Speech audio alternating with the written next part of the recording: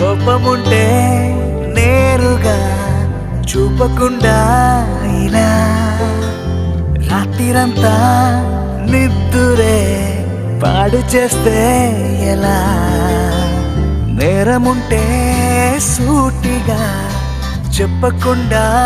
ఇలా వెలుకుండా కలలతో